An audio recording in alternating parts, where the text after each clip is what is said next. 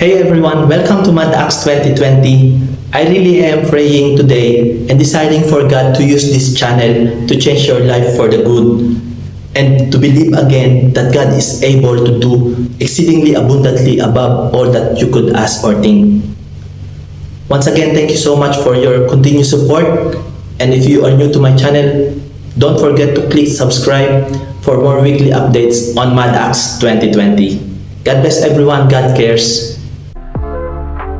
Good morning, praise the Lord. Praise God. At muli po, magandang araw po sa inyo. Today is Friday here, and it's a church day. Praise God. And ayun, magsusundo tayo ngayon ulit ng mga kapatid. And anong sasabihin ko? Napagod kasi ako. Praise the Lord. Hallelujah. And thank God that God gave us a breath of life sa umaga po na ito. Praise God. At makapaglingkod tayo sa Kanya sa ganitong klase ng ministry. Praise the Lord. Thank you so much po sa walang sawang sumusuporta kay Mad Acts 2020. And I hope you guys are all in a good shape. Yan. So susundo na tayo ngayon mga kapatid. Let's go!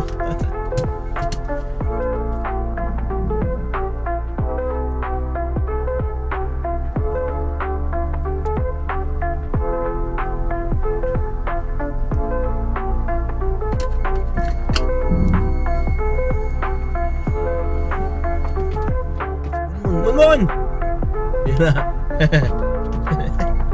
Matras na siya. Akala ko lalabas siya eh. Yung alaga naming dog.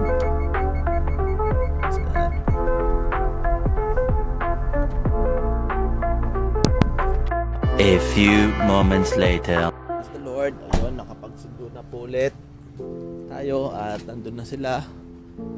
Dito tayo dadaan sa likod. Praise the Lord.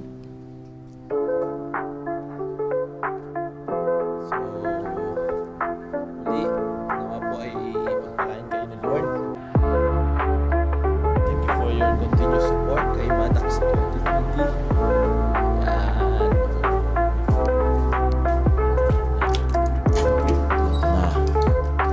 Anong breakfast? The breakfast. Josie, good morning.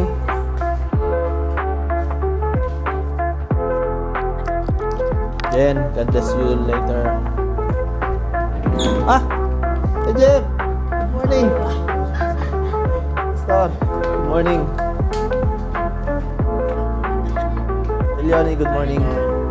Grace, good morning. Oy! Hindi mo sinabi. Gusto nito sumali sa ano.